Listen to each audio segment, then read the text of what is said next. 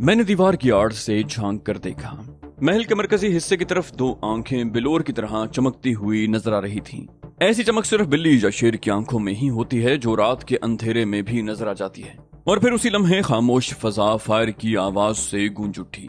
जवाब में एक खौफनाक धाड़ सुनाई दी और फिर पै दर पै गोलियां चलने लगी। दोनों कांस्टेबल जीप की तरफ दौड़े। सब इंस्पेक्टर को भी दौड़ लगानी पड़ी। शेर के धाड़ने की आवाज बदस्तूर सुनाई दे रही थी।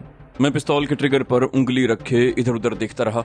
इस दौरान जीप का इंजन स्टार्ट होने की आवाज सुनाई दी और फिर धाड़ता हुआ वो शेर तारीकी से निकलकर जीप के हेडलैम्प्स की रोशनी में आ गया। चलती हुई जीप से पै दर पै दो गोलियां चलाई गईं, मगर वो शेर उन गोलियों की जद में नहीं आया। वो धाड़ता हुआ सामने वाले तारीक बरामदे में गायब हो गया। जीप रिवर्स में तेजी से पीछे जा रही थी। उसके हेडलैम्प्स की रोशनियों का जाविया भी मुड़ा जा रहा था। मैं टूटी हुई दीवार से बाहर आ गया।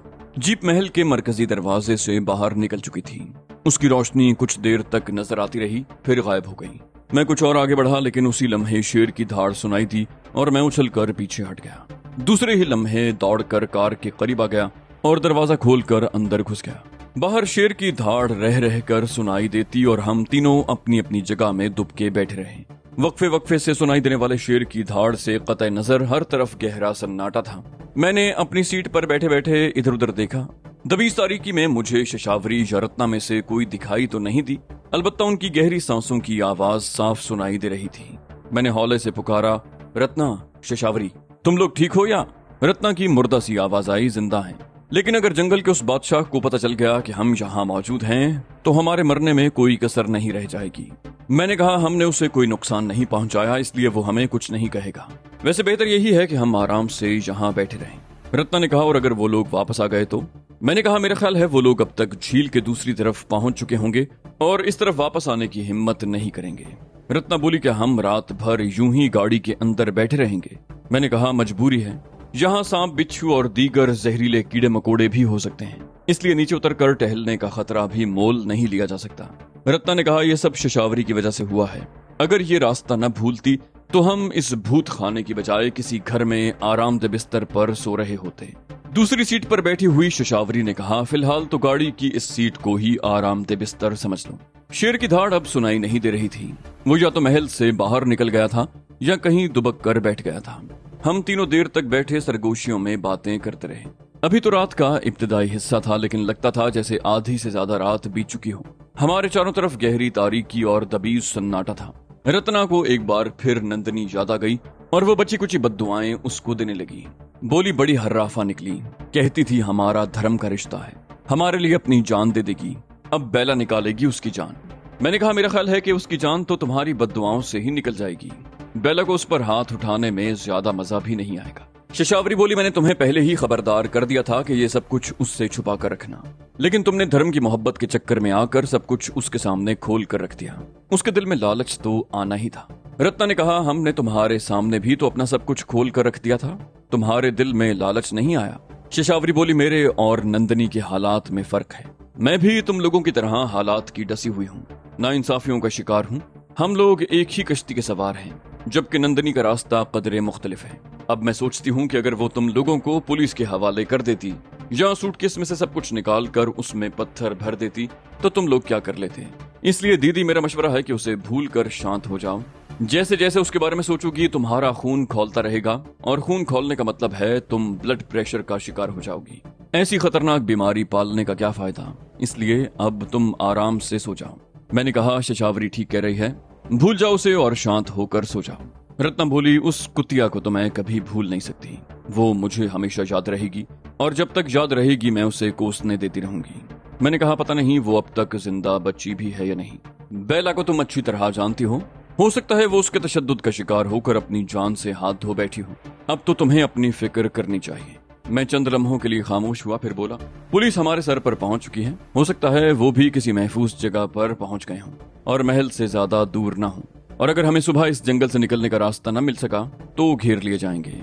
ये भी मुमकिन है कि पुलिस की कोई और पार्टी भी जंगल में दाखिल हुई हो, या सुबह सवेरे ही पुलिस की मजीद नफरी हमारी तलाश में जंगल में दाखिल हो जाए और हमारे बचाव के तमाम रास्ते मसदूद हो जाएं। शशावरी ने कहा, अब मुझे रास्ते का अंदाजा हो गया है। सुबह अगर हम इस महल से निकलकर मशरिक की तरफ रवाना हो जाएं तो ज्यादा से ज्यादा 2 घंटों में जंगल से बाहर निकल जाएंगे। मैंने कहा, क्या हम इस जंगल से बाहर निकलकर भी महफूज रहेंगे? तुमने बताया था कि इस जंगल में दूसरी तरफ कोटपुतली नाम का कस्बा है। क्या तुम्हारे ख्याल में कोटपुतली की पुलिस को फोन पर हमारे फरार की इत्तला नहीं दी गई होगी? और क्या जंगल के बाहर पुलिस हमारे इस्तकबाल के लिए तैयार नहीं होगी? शेशावरी बोली, कोटपुतली जंगल से तकरीबन 10 मील के फासले पर है और कोटपुतली में पुलिस की इतनी नफरी नहीं होगी कि वो मीलों दूर तक फैले हुए जंगल को घेरे में ले सकें। कोटपुतली दिल्ली नेशनल हाईवे 8 पर वाक़ है। रास्ते में कई छोटी बड़ी बस्तियां हैं, हम किसी भी तरफ निकल सकते हैं। मैं और शेशावरी देर तक मध्यम लहजे में बातें करते रहे। इस दौरान रत्ना की आवाज सुनाई नहीं थी। मैंने उसका नाम लेकर हौले से उसे पुकारा मगर जवाब नहीं मिला। वो सो गई थी। थोड़ी देर बाद शेशावरी भी सो गई। वो दोनों पिछली सीट पर थीं, इसलिए आराम से सो गईं। मैं ड्राइविंग सीट पर था जिस पर लेटने की गुंजाइश नहीं थी और सामने टांगें भी पूरी तरह सीधी नहीं की जा सकती थीं। मैं सरक कर पैसेंजर सीट पर आ गया और दरवाजे से टेक लगाकर टांगें ड्राइविंग सीट पर फैला ली। यही एक तरीका था जिससे मुझे किसी कदर आराम मिल सकता था।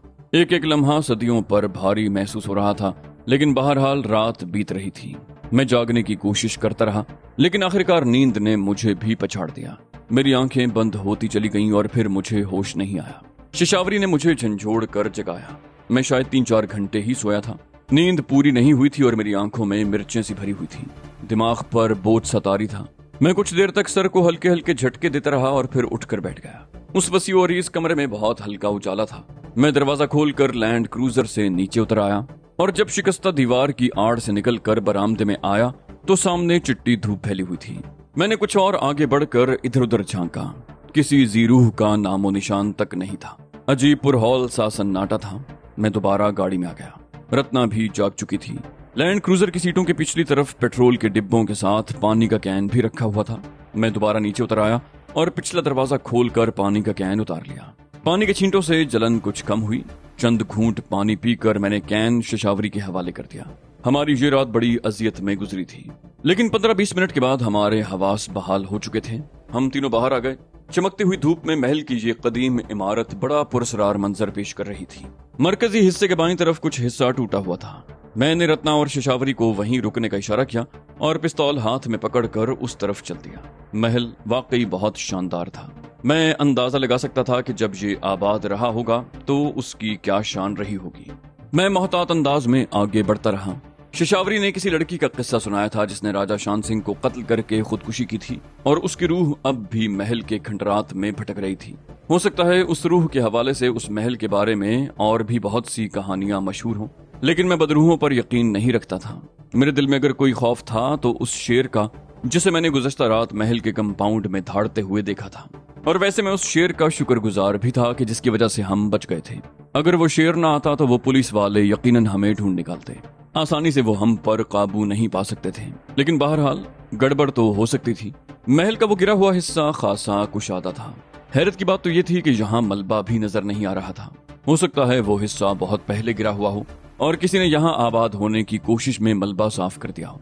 इस वसी और इस इमारत के दूसरी तरफ तकरीबन 50 गज दूर फसील का एक बहुत बड़ा हिस्सा भी टूटा हुआ था, जिसके दूसरी तरफ एक ढलवानी रास्ता भी दिखाई दे रहा था जो जंगल में चला गया था। मैं चंद मिनट वहां खड़ा उस रास्ते को देखता रहा, फिर वापस आ गया। शेशावरी और रत्ना बरामदे के एक सुतून की आड़ में खड़ी थी।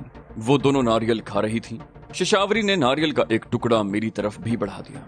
मैंने इशारा करते हुए कहा, उस तरफ जंगल में एक कुशादा रास्ता नजर आ रहा है। अगर हम उस तरफ से निकल जाएं तो तुम्हारे बताए हुए रास्ते पर पहुंच सकते हैं। रत्ना ने मरकजी दरवाजे की तरफ इशारा किया। बोली, हम उस तरफ से क्यों नहीं जाते? पुलिस वालों ने हमारी गाड़ी के पहियों के निशान देख लिए थे। मैंने कहा, रात को तो शेर ने उन्हें यहाँ से भागने पर मजबूर कर दिया था, लेकिन मैं दावे से कह सकता हूँ कि वो ज्यादा दूर नहीं गए होंगे। उन्हें यहाँ हमारी मौजूदगी का यकीन हो चुका है। हो सकता है वो कुर्बो जवार में कहीं घात लगाए बैठे हों। उन्हें यकीन होगा कि दिन चढ़ने पर हम इसी रास्ते से निकलेंगे, इसलिए हमारी भलाई इसमें है कि हम वो मरकजी दरवाजा इस्तेमाल करने की बजाय उस तरफ का रास्ता इख्तियार करें। रत्ना ने कहा, तो फिर इससे पहले कि वो पुलिस हमारी तलाश में दोबारा अंदर आ जाए हमें यहाँ से निकलना चाहिए। हम तीनों अंदर आ गए। रत्ना और शेशावरी पीछे वाली सीट पर बैठ गईं और मैंने स्टीयरिंग संभाल लिया। इंजन स्टार्ट करके गाड़ी को बड़ी एहतियात से उस कमरे और बरामदे से निकाला और उसका रुख महल के उस हिस्से की तरफ मोड़ दिया। वसी और इस कंपाउंड घास और झाड़ियों से अटा हुआ था। मुझे गाड़ी को महल के उस टूटे हिस्से तक ले जाने में कोई दुश्वारी पेश नहीं आई। मैंने इधर उधर इशारा करते हुए कहा, इस रास्ते को देखकर ऐसा लगता है जैसे यहाँ से बाकायदा मलबा साफ किया गया हो। शेषावरी ने कहा, ये वीरान महल माजी में तवील अरसे तक डाकुओं का अड्डा भी रहा है। रास्ते यकीनन उन्होंने ही साफ किए होंगे। हो सकता है डाकुओं के बाज गिरोह अब भी इस तरफ आते रहते हों। ये उनके लिए महफूज तरीन जगह है। पुलिस इन घने जंगलों में उनका पीछा नहीं करती। मैंने कहा, लेकिन पुलिस ने हमारा पीछा तो नहीं छोड़ा। शेषावरी ने कहा, हमारे पीछे आने पर भी अब वो पछता रहे होंगे। डाकू एक या दो नहीं होते, उनके गिरोह 30-30, 40-40 आदमियों पर मुश्तमिल होते हैं। पुलिस उनका पीछा करने की हिमाकत नहीं कर सकती। हमारे बारे में पुलिस की राय मुख्तलिफ हो सकती है। हम तादाद में सिर्फ 3 हैं, 1 मर्द और 2 औरतें, और पुलिस के ख्याल में हमारे पास असलहा भी नहीं होगा। इसलिए हमारा ताकुब करने में उन्होंने कोई मुजायका नहीं समझा और अब यकीनन पछता रहे होंगे। महल की फसील से निकलकर हम खुली जगह पर आ गए। चारों तरफ कांटेदार झाड़ियां थीं, लेकिन उस रास्ते की निशानदही हो रही थी जो बतदरीज ढलान की तरफ चला गया था। झील हमारे बाईं तरफ थी और हम बतदरीज उससे दूर होते जा रहे थे। जंगल खासा गुंजान था। दरख्तों में बल खाता हुआ वो रास्ता ऐसा था जैसे बहुत पहले बाकायदा इस्तेमाल होता रहा हो। तकरीबन 1 घंटे तक मैं गाड़ी चलाता रहा और फिर एक जगह मुझे गाड़ी रोकनी पड़ी। आगे एकदम गहरा नशीब था, उमूदी ढलान थी और कोई बाकायदा रास्ता भी नहीं था। उस उमूदी ढलान पर गाड़ी को उतारने की कोशिश करना खुदकुशी के मुतरादिफ था। मैंने इंजन बंद कर दिया और हम तीनों नीचे उतर आए। नीचे नशेब में भी ताहद्दे निगाह घना जंगल फैला हुआ था। हम कुछ देर इधर उधर देखते रहे, फिर गाड़ी में आ गए। मैंने इंजन स्टार्ट कर दिया और गाड़ी को नशेब के साथ साथ चलाता रहा।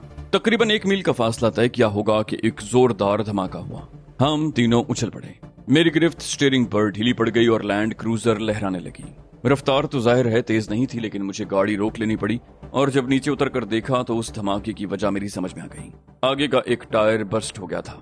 ये गनीमत था कि गाड़ी में एक स्पेयर व्हील मौजूद था। गाड़ी के पिछले हिस्से में टूल बक्स भी था। मैंने जैक वगैरह निकाल कर गाड़ी के करीब रख दिया और बर्स्ट शुदा पहिए के नट खोलने लगा और फिर जैक गाड़ी के नीचे लगा दिया। शेषावरी और रत्ना भी नीचे उतर आई। मैंने कहा, शेषावरी देवी, ये जैक का हैंडल घुमाओ, गाड़ी को ऊपर उठाना है। शेषावरी झुककर मेरे बताए हुए तरीके से जैक का हैंडल घुमाने लगी, मगर उसकी साड़ी का पल्लू बार बार नीचे गिरता रहा। उसने पल्लू कंधे से हटाकर कमर में उड़स लिया और हैंडल घुमाने लगी। गाड़ी आहिस्ता आहिस्ता ऊपर उठने लगी और फिर मैंने उसे रोक दिया। नट पूरी तरह खोलकर पहिया बाहर निकाल कर दूसरा पहिया चढ़ा दिया और हाथ से नट कसने के बाद जैक निकाल लिया। फिर पाने की मदद से नट कसने लगा। रत्ना उस वक्त गाड़ी की दूसरी तरफ खड़ी थी। मैं आखिरी नट कस रहा था कि रत्ना की आवाज सुनकर चौंक गया। अरे ये देखो, क्या हुआ? मैंने सर उठाकर उसकी तरफ देखा। बोली, ये देखो, ये पहिया भी।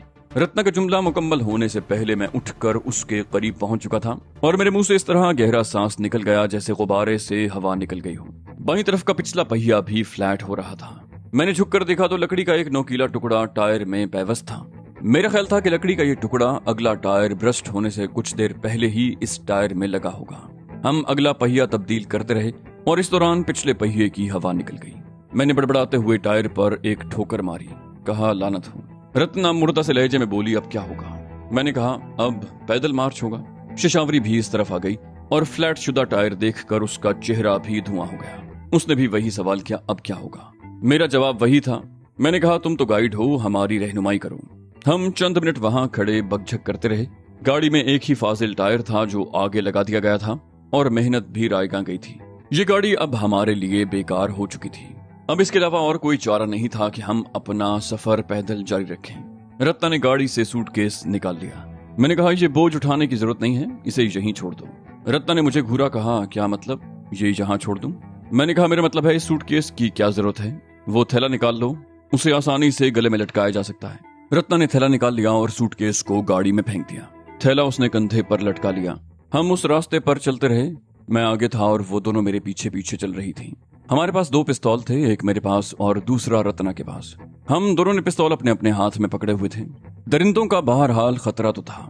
शेषावरी ने पहले ही बता दिया था कि जंगल दरिंदों की वजह से खतरनाक है और मेरे ख्याल में ये जंगल कुछ ज्यादा ही खतरनाक था। हम तकरीबन 1 घंटे तक चलते रहे।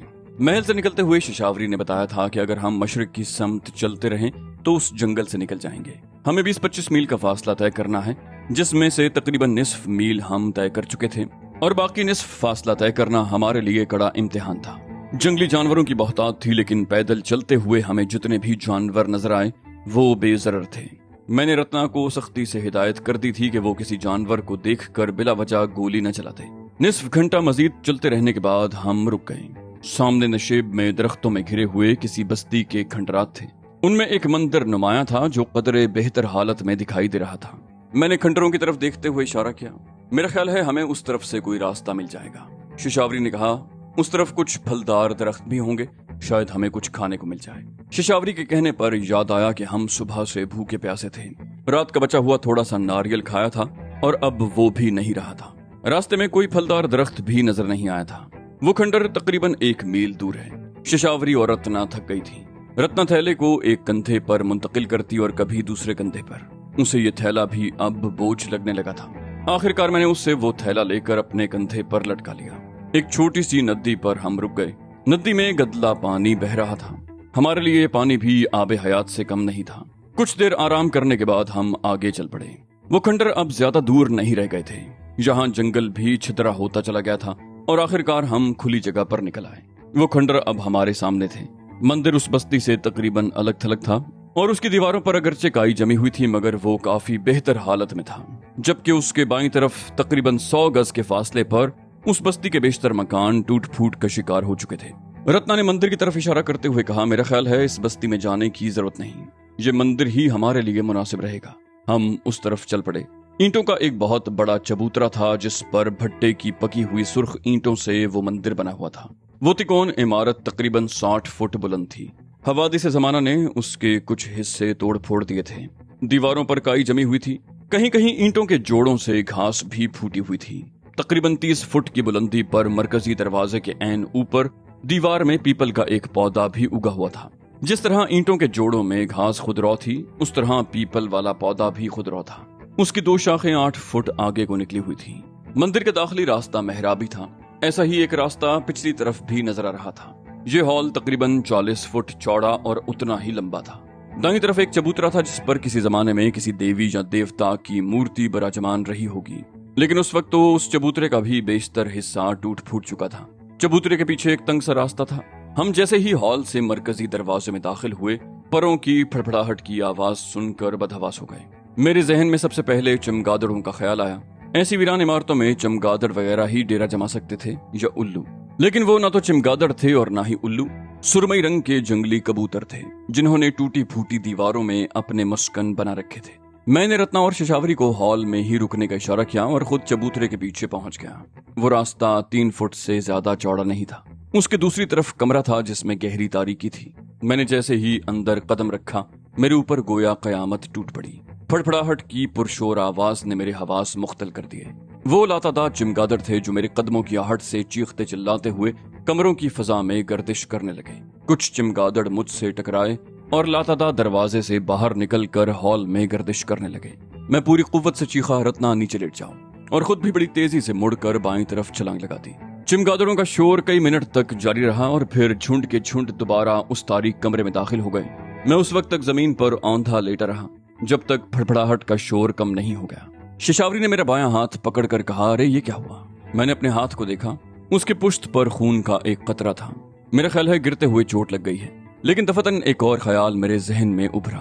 फड़फड़ाती हुई कई चमगादड़ें मुझसे टकराई थीं।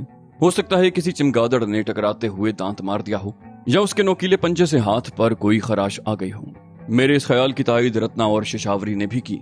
इन्फेक्शन का खतरा तो बहरहाल था, लेकिन उस वक्त इसका कोई तदारुक नहीं किया जा सकता था। शिशावरी ने खून साफ करके चुटकी भर मिट्टी जख्म पर डाल दी और साड़ी के पल्लू से एक टुकड़ा फाड़ कर मेरे हाथ पर पट्टी बांध दी।